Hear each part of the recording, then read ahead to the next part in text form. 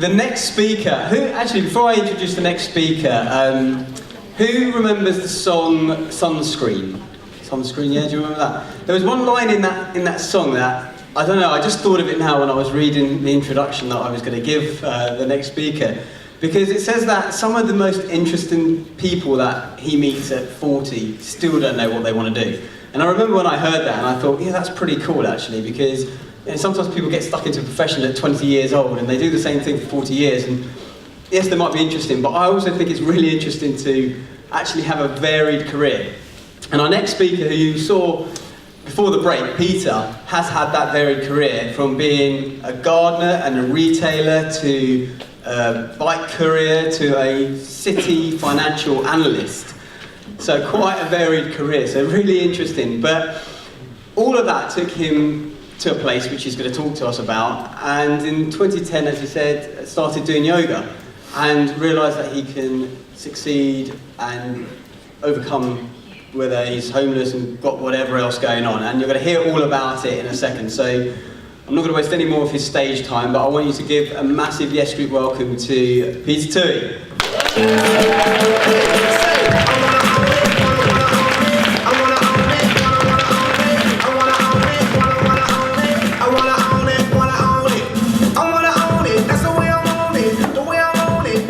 Good evening, hello, my name is Peter Tuohy, as Harry said, and I'm just going to start by giving you a bit of background into where I've come from. And I think if you look for the similarities of what I'm talking about, you might get a little bit from it, and that's my aim, is that you get a nugget that's going to help you in your life.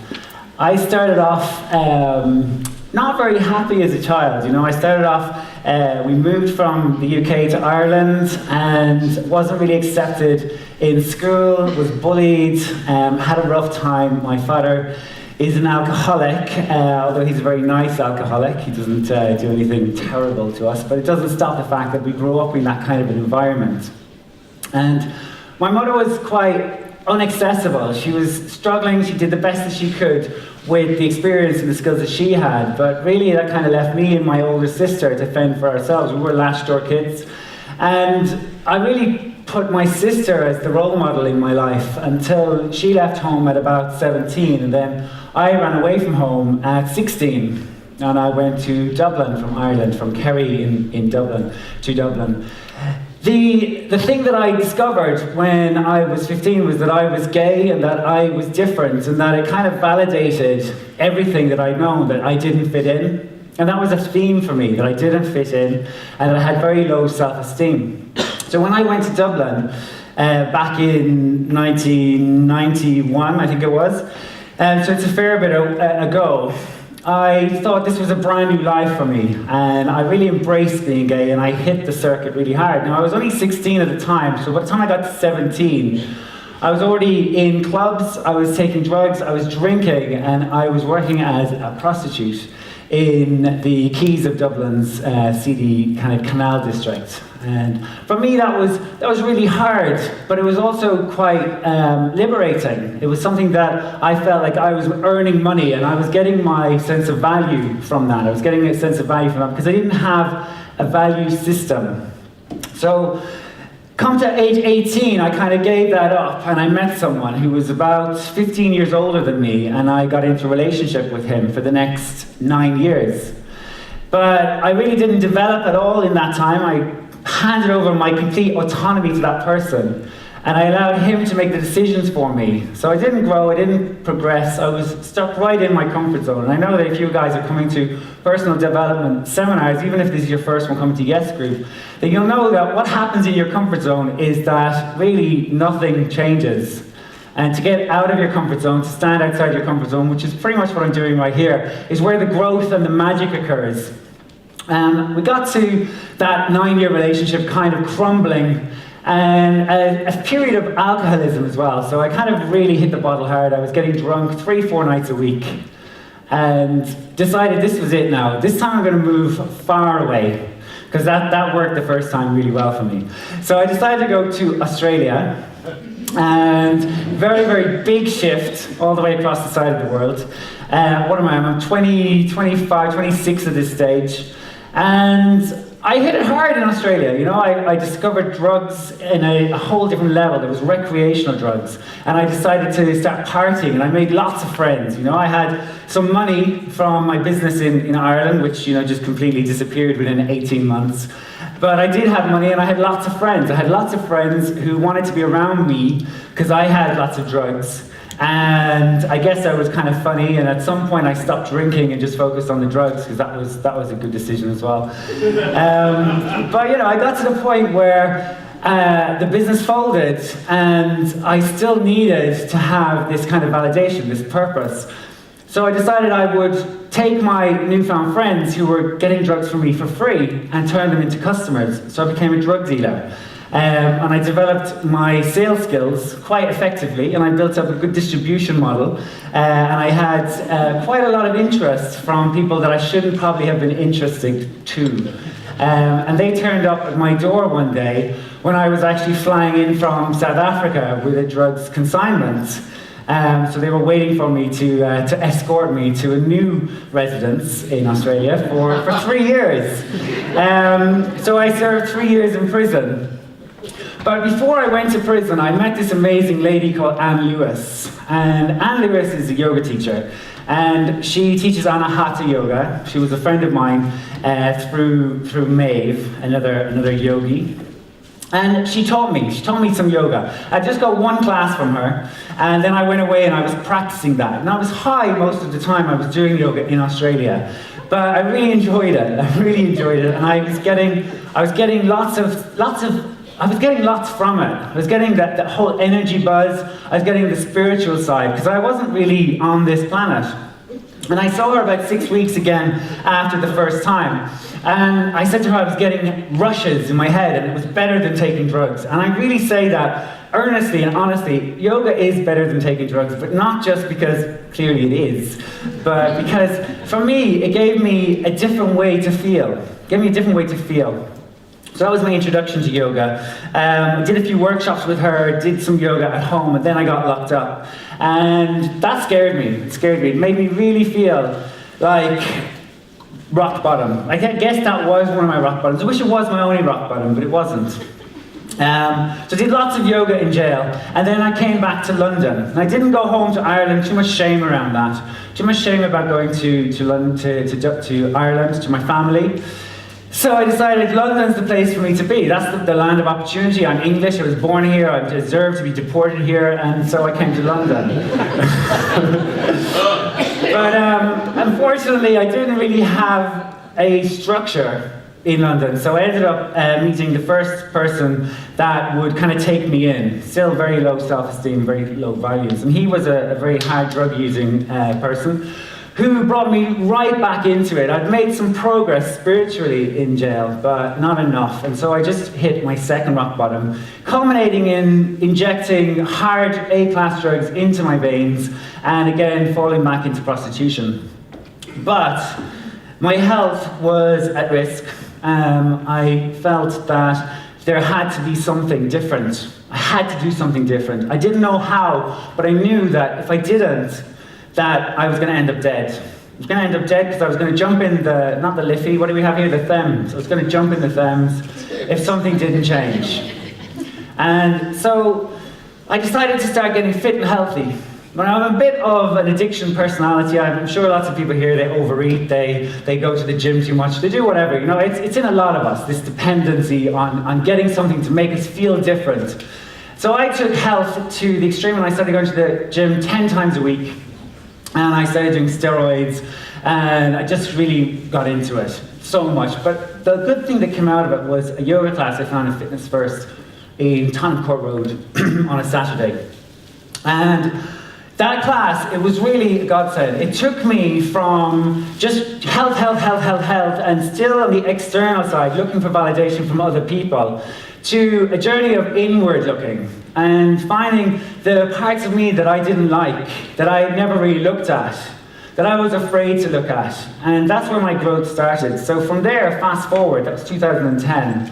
I've now done 2 more teacher training programs. I've got my own studio in Wandsworth.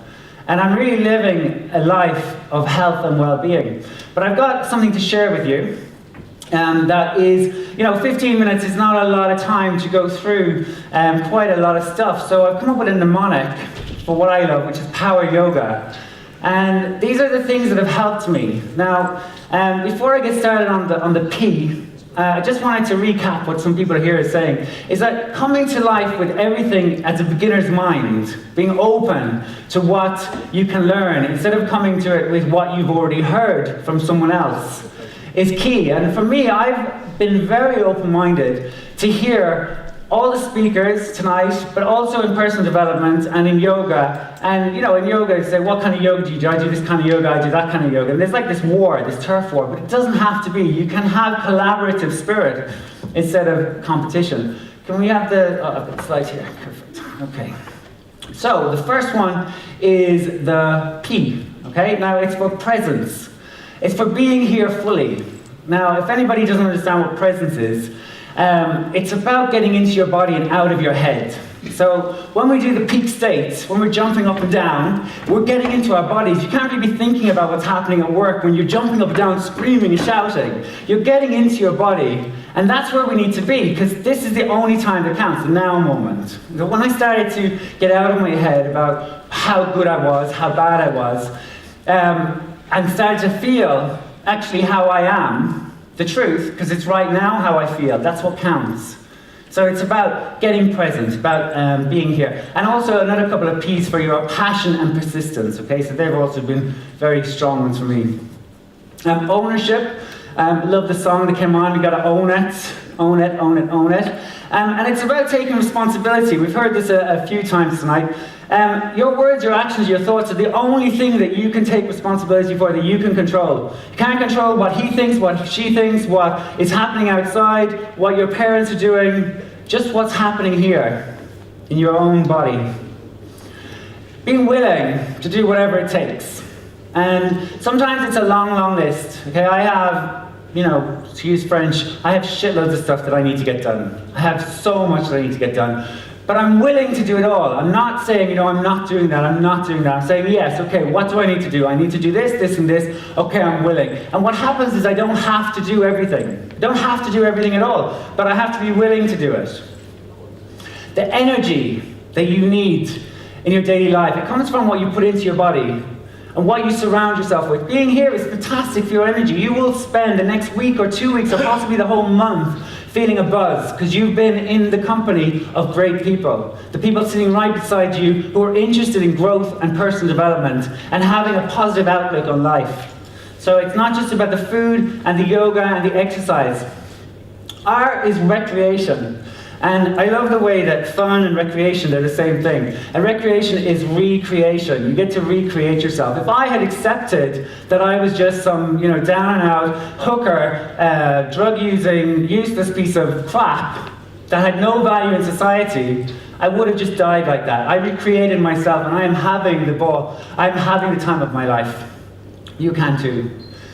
Okay, there's a space between power and yoga. The space is for the space that you need in your life. And you should have space in your life every day. And if you only have 3 things in your life, you need to put good stuff in to your body. You need to have daily exercise of some kind. It can be boot camps, it can be yoga, it can be running, it can be walking, but also make time for yourself, find space. And that's so important, to just have that quiet time. And for some, it's meditation, for some, it's sit in a park. But we need space as well. The why, it's your why. And we heard Dr. Laura talk about purpose, and this is really what her talk sums up. If you have a why, if you know what your why is, why you get out of bed in the morning, why you get up early on your day off to go and do something that is crazy, that's hard work, but it's because it's your passion. It's because you know that by doing that you're helping whatever it is that you want to achieve. And it can be, as simple as I want to have a nice car, I want to have a nice house, but it can also be I want to transform the world, I want to start a revolution. And it doesn't matter which one it is, but know what it is and connect to it. Know what it is. When someone slaps you at 3 o'clock in the morning, says, what's your why? You know what it is. You shout out, it's to transform the world. That's it. It's got to have that energy behind it. The O is for openness, okay? Being open. Like I said, beginner's mind.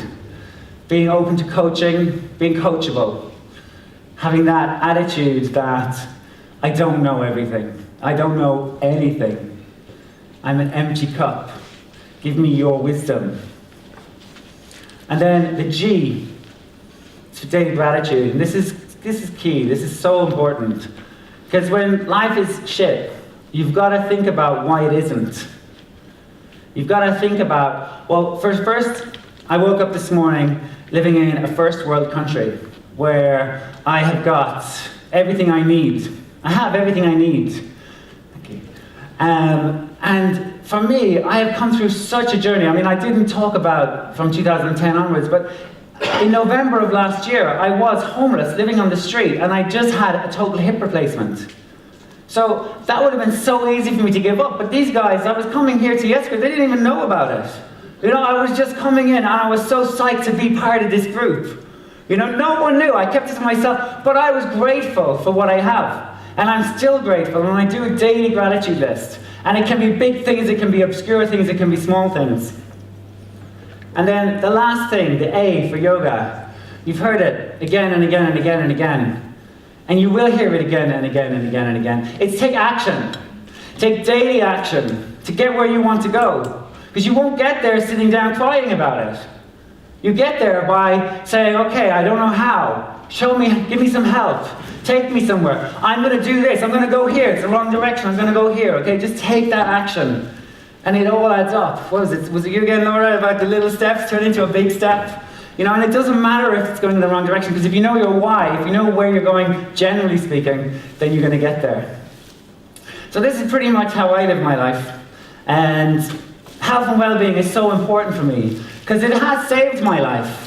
And personal development is a massive part of that. And I hope you got something from this. Thank you very much.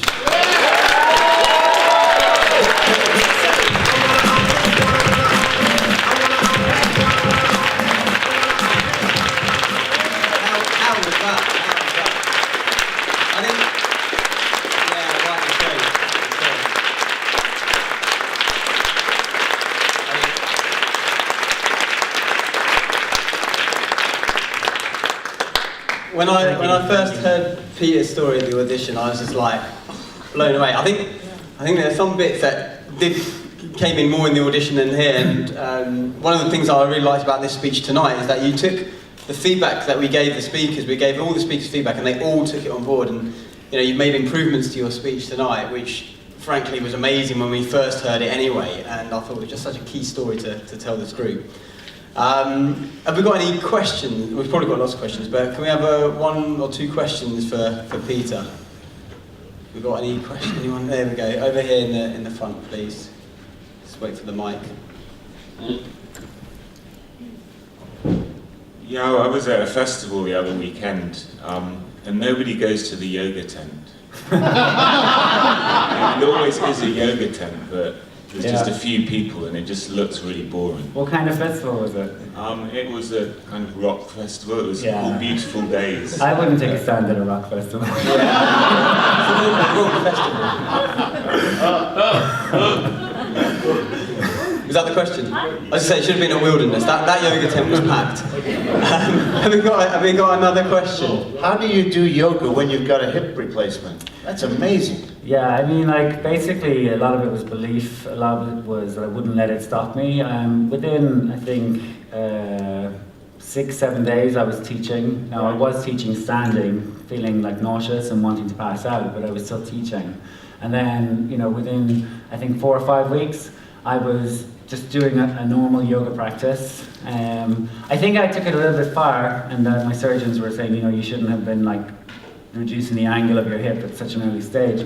But for me, it was just about that determination to not let that impact what I wanted to do. And I have, you know, dreams and goals and aspirations, and they're key. They're key for me because they're so big for me. They're massive. And something like not being able to walk, it doesn't matter because I've got a voice. I've got a bicycle. I was cycling before I was walking because it was easier. It was easier to cycle. I didn't need crutches. But again, you know, I tried to cycle after 2 weeks and that killed me for 2 days, so I waited another week. But you just keep doing stuff, keep doing what you need to do to get where you're going to go, and you know, don't let it impact. Does that answer your question? Brilliant. Yeah. One last question quickly there. Let's do, then we'll move on. If you knew that everyone would take your advice, and the question that was asked of you is, please advise us on one yoga movement or action that we should perform each day, Yeah. what would you advise us? It's pretty easy to think of one. It's more relevant for people who have back pain, but a lot of people have back pain. They have sore backs, they have stiff backs, they're standing all day, they're sitting all day. And it's just a nice one to mobilize the spine. And you do it when you're in bed in the morning. So as soon as you wake up in the morning, you just take your right knee up into your chest and you draw it across to the left as you take your right hand out to the right. And look to the right. And it's a nice simple twist. It basically looks like this, lying down. And then you do the other side. You might feel your spine cracking into place as well. But once you've done it to one side, you just breathe into it for a few breaths. The knee might come to the other side of the bed or might just stay lifted. But that's a really good one to get you started every morning. Thank you. Yeah, I can attest to that. Thank you for that. If people want to connect more, tell us a little bit about what they can do to do that. Yeah, I mean, obviously if you're not in Wandsworth, you can still come to a class if you want to, but why don't you just connect on Facebook, so it's facebook.com, Wandsworth Power Yoga, or to the website and sign up for the blog, which is also www.wandsworthpoweryoga.com. And I'm doing a lot of stuff with the stuff that I do on YouTube and audios, because I really feel that depending on your particular problems and the issues that you have, we can come up with a program for you. I'm not really a fan of the DVD, one size fits all. In fact, one yoga pose does not fit everybody. We're all built very differently. So, connect through that. Facebook.com, WandsworthPowerYoga.com. Brilliant, thank you. Give it up for Peter.